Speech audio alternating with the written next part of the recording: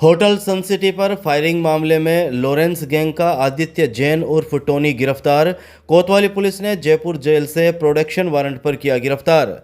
चूरू की होटल सन सिटी पर 17 अगस्त 2024 को हुई फायरिंग मामले में कोतवाली थाना पुलिस ने लॉरेंस गैंग के आदित्य जैन उर्फ टोनी को गिरफ्तार किया है। गिरफ्तार आरोपी आदित्य जैन को पुलिस ने मंगलवार को कड़ी सुरक्षा के बीच चूरू कोर्ट में पेश किया। हथियारबंद क्यूआरटी जवान उसे कोतवाली पुलिस के साथ कोर्ट लेकर पहुंचे। यहां कोर्ट में पेश कर उसे 5 दिन के रिमांड पर लिया गया है। कोतवाली सीआई सुखराम चोटिया ने शाम 6 बजे करीब जानकारी देते हुए बताया कि 17 अगस्त 2024 को रंगदारी के लिए होटल सन सिटी पर फायरिंग की वारदात को अंजाम दिया गया था। उन्होंने बताया कि इस मामले में कोतवाली पुलिस अब तक 10 आरोपियों को गिरफ्तार कर जेल भिजवा चुकी है। उन्होंने बताया कि आदित्य जैन उर्फ टोनी को जयपुर जेल से प्रोडक्शन वारंट पर गिरफ्तार किया गया है, जिसे चूरू कोर्ट में पेश कर 5 दिन के रिमांड पर लिया गया है। रिमांड अवधि के दौरान पुलिस आरोपी से इस मामले को लेकर पूछताछ करेगी। आपको बता दें कि करीब 2 महीने पहले राजस्थान पुलिस की एंटी गैंगस्टर टास्क फोर्स ने लॉरेंस गैंग के बड़े नामों में शामिल आदित्य जैन को दुबई से गिरफ्तार किया था। आरोपी आदित्य जैन गैंग के लिए विदेश में बैठकर धमकी के कॉल अरेंज करता था। वह गैंग के कंट्रोल रूम के तौर पर काम कर रहा था। चूरू के होटल सन सिटी पर हुई फायरिंग मामले में भी आदित्य जैन उर्फ टोनी की मुख्य भूमिका मानी जा रही है।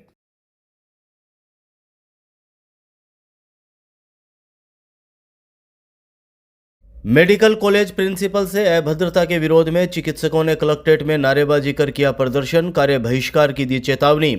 चूरू के राजकीय भर्ती अस्पताल के गेट पर यूथ कांग्रेस द्वारा किया गया प्रदर्शन मामला अब तूल पकड़ता जा रहा है। इस प्रदर्शन के दौरान मेडिकल कॉलेज प्रिंसिपल के साथ हुई अभद्रता के विरोध में मंगलवार को Rajasthan medical college teacher association के बैनर तले डॉक्टर्स लामबंद हो गए।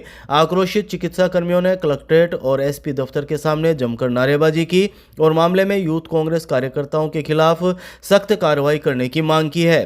डॉक्टर्स ने चेतावनी दी कि यदि जल्द कार्रवाई नहीं की गई तो बुधवार से प्रतिदिन 2 घंटे का कार्य बहिष्कार शुरू किया जाएगा। चिकित्सकों ने दोपहर 1 बजे करीब बताया कि सोमवार को यूथ कांग्रेस कार्यकर्ताओं ने अस्पताल का गेट जाम कर प्रदर्शन किया। मौके पर पहुंचे मेडिकल कॉलेज प्राचार्य डॉक्टर एम पुकार ने जब प्रदर्शनकारियों से वार्ता कर रास्ता खाली करने की अपील की तो उनके साथ अभद्र व्यवहार किया गया। इतना ही नहीं, प्रदर्शन के चलते एम्बुलेंस तक का रास्ता नहीं दिया गया। प्रदर्शन के दौरान मरीजों को परेशानी का सामना करना पड़ा।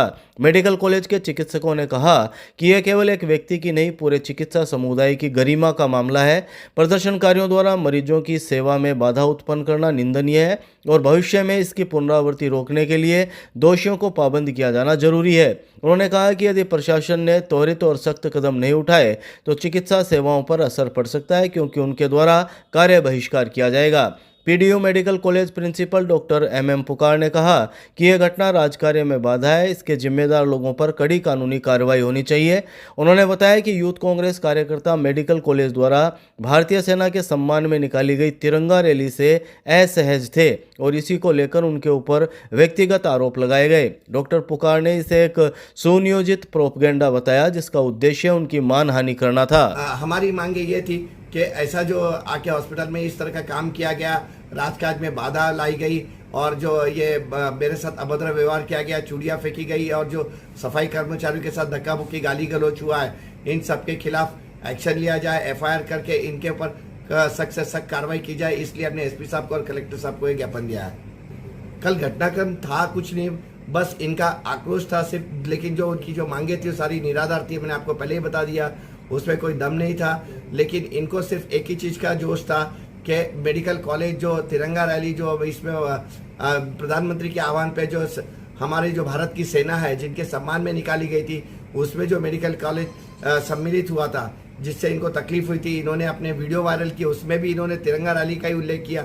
अभी तिरंगी रैली का और ये मांगों का कोई दूर दूर तक तालमेल था ही नहीं। इनको अपनी मांगे मनवानी थी कि तिरंगा रैली के बारे में बात करना था, तो इन्होंने गलत डायरेक्शन में मोड़ के ये इस तरह से पर्सनलाइज था। ये कोई किसी इसका था ही नहीं, किसी पार्टी का ये नहीं था, ये पर्सनलाइज मैटर था और पर्सनलाइज मैटर के हिसाब से ये सिर्फ उसी हिसाब से आए थे। वहाँ पे व्यक्तिगत टारगेट किया गया था मुझे, क्योंकि पूर्व में भी यहाँ पे चूरू में मैंने काम किया था, तभी भी इस तरह का टारगेट किया था। सिर्फ एक ब्लड डोनेशन कैंप के नाम पर इन लोगों ने हंगामा मचाया था और इस बार भी मैंने ये जो काम किया है इसमें भी इन्होंने यही हंगामा मचा के फिर से मेरे साथ ऐसा किया है, लेकिन मुझे कोई फर्क नहीं पड़ता। मुझे सीट का लालच नहीं है। मैंने सेक्रेटरी साहब को सीधा लिख दिया, आप मुझे यहाँ से हटा दो, दूसरी जगह ला दो, मुझे कोई दिक्कत नहीं है। इस तरह का मेरे साथ जलील किया गया मुझे, और मेरे साथ ऐसी सब अभद्रता का व्यवहार किया गया इसके द्वारा। होटल सन सिटी में यूथ कांग्रेस जिला अध्यक्ष की प्रेस वार्ता, कोतवाली में दर्ज मुकदमे को बताया निराधार। चूरू के होटल सन सिटी में मंगलवार को यूथ कांग्रेस जिला अध्यक्ष आसिफ खान ने प्रेस वार्ता की। प्रेस वार्ता में उन्होंने कोतवाली थाने में दर्ज करवाए गए मुकदमे को निराधार बताया। पत्रकारों से रूबरू होते हुए यूथ कांग्रेस जिला अध्यक्ष ने शाम 4 बजे करीब कहा कि सोमवार को यूथ कांग्रेस के द्वारा अस्पताल की अव्यवस्थाओं में सुधार के लिए प्रदर्शन किया गया था, लेकिन प्रशासन ने व्यवस्था में सुधार नहीं किया, बल्कि उन पर और यूथ कांग्रेस कार्यकर्ताओं पर मुकदमा दर्ज करवा दिया गया। उन्होंने कहा कि यह मुकदमा निराधार है। यदि अभी भी समस्याओं का समाधान नहीं हुआ तो यूथ कांग्रेस फिर सड़कों पर उतरेगी। उन्होंने कहा कि medical college principal doctor M Pukar और उनके कर्मचारी यदि सफाई व्यवस्था दुरुस्त करने में असमर्थ हैं तो यूथ कांग्रेस का सिपाही अस्पताल में उतरकर सफाई करेगा। साथ ही जल्दी ही शीर्ष नेतृत्व से मिलकर बड़ा आंदोलन भी किया जाएगा। आसिफ खान ने कहा कि 70 साल की सफाई कर्मी महिला के द्वारा यह मुकदमा दर्ज करवाया गया है। हम आरटीआई के माध्यम से यह पता लगाएंगी कि पेंशन लेने की उम्र वाली महिला से क्या सफाई कार्य करवाया जा सकता है। उन्होंने बताया कि प्रदर्शन के दौरान वह शांतिपूर्वक बात करना चाहते थे, लेकिन उन्हें गेट पर ही रोक दिया गया। उनका उद्देश्य चिकित्सालय में स्थित पुलिस स्टेशन के सामने एकत्रित होना था और मांगों से अवगत करवाना था। जिला अध्यक्ष आसिफ खान ने आरोप लगाया कि मेडिकल कॉलेज प्रिंसिपल पर भाजपा कार्यकर्ता के रूप में काम करने और घोटाला करने का आरोप है। सफाई कर्मचारियों के साथ दुर्व्यवहार करने का कोई वीडियो या सबूत मौजूद नहीं है। उनका मानना है कि उन पर झूठा आरोप लगाकर मुकदमा दर्ज करवाया गया है। प्रेस वार्ता में कांग्रेस विधि प्रकोष्ठ के प्रदेश सचिव एडवोकेट सुरेश कुमार कल्ला, कांग्रेस विधि प्रकोष्ठ जिला अध्यक्ष एडवोकेट सद्दाम हुसैन, कांग्रेस विधि प्रकोष्ठ जिला उपाध्यक्ष एडवोकेट सुरेश कुमार आर्य, राजेश चौधरी, अशोक पंवार व पत्रकार मौजूद रहे। कल युवा कांग्रेस द्वारा जो प्रदर्शन हुआ उसके बाद में जो असहमति रही प्रशासन द्वारा, उन परेशानियों का समाधान न करते हुए उन्होंने युवा कांग्रेस के ऊपर आरोप लगाया, युवा कांग्रेस के साथियों के ऊपर मुकदमा दर्ज करवाया। आज उसको युवा कांग्रेस निराधार बताने के लिए आज ये प्रेस कॉन्फ्रेंस का आयोजित किया गया है। और मैं ये आपके माध्यम से बताना चाहता हूँ कि अगर समस्याओं का समाधान नहीं हुआ तो युवा कांग्रेस एक बार फिर सड़कों पर उतरेगी।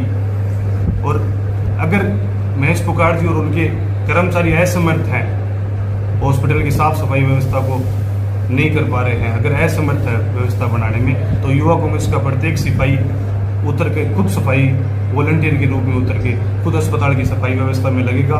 और हम जल्द से जल्द हमारा जो कांग्रेस पार्टी का शीर्ष नेतृत्व है उनके साथ मिलकर एक बड़े आंदोलन की रूपरेखा को तैयार कर रहे हैं। वो आगामी रूपरेखा आपको जल्द बता दी जाएगी। धन्यवाद। प्रशासन ने 7 लोगों का नाम दिया है जो एफआईआर दर्ज हुई है, जो किरण देवी नाम से एफआईआर दर्ज हुई है। वो किरण देवी है सफाई कर्मचारी, एनजीओ की सफाई कर्मचारी बताई जा रही है, जिनकी उम्र भी 70 साल काफ़ी बताई जा रही है। हम तो आरटीआई के माध्यम से ये भी पता लगाएंगे कि क्या इतनी उम्र की कर्मचारी आप लगा सकते हो जो आज पेंशन लेने की स्थिति में है, उससे आप हॉस्पिटल में अस्पताल की सफाई व्यवस्था में लगा रखे उनसे काम करवा रहे हो। ये सब आगे की बातें आरटीआई लगा के हम पता लगाएंगे। हमारी विधि टीम हमारे साथ कंधे से कंधा मिलाकर खड़ी है। कलेक्ट्रेट में वंदे गंगा जल संरक्षण जन अभियान को लेकर जिला कलेक्टर ने ली समीक्षा बैठक। चूरू जिला कलेक्टर अभिषेक सुराणा ने मंगलवार को कलेक्ट्रेट के वीसी सभागार में जिले के सभी अधिकारियों की समीक्षा बैठक ली, जिसमें जिले में 5 जून से 20 जून तक चलाए जाने वाले वंदे गंगा जल संरक्षण जन अभियान को लेकर तैयारियों की चर्चा कर निर्देश दिए। सूचना और जनसंपर्क विभाग द्वारा शाम 7 बजे करीब जारी प्रेस नोट के मुताबिक जिला कलेक्टर सुराणा ने कहा कि वंदे गंगा जल संरक्षण जन अभियान में अधिकतम जन सहभागिता सुनिश्चित करें। अभियान अंतर्गत आयोजित की जाने वाली गतिविधियों के लिए विस्तृत कार्य योजना का काम करें। उन्होंने कहा कि मुख्यमंत्री भजनलाल शर्मा जल संरक्षण को लेकर बहुत गंभीर हैं। उनकी मंशा अनुसार अभियान अंतर्गत आयोजित की जाने वाली गतिविधियों में जनप्रतिनिधियों, स्वयंसेवी संस्थाओं और संगठनों की भागीदारी सुनिश्चित करें। जिला कलेक्टर सुराणा ने कहा कि सभी ब्लॉक में मानसून के दौरान की जाने वाली व्यवस्थाओं कर पूर्व तैयारी रखें। ब्लॉक स्तर पर बाढ़ नियंत्रण कक्ष की स्थापना तथा आपदा प्रबंधन टीम का प्रबंधन करें। इस दौरान दौरान समस्त जिला स्तरीय अधिकारी मौजूद रहे तथा उपखंडों से वीसी के जरिए समस्त उपखंड स्तरीय अधिकारी जुड़े रहे।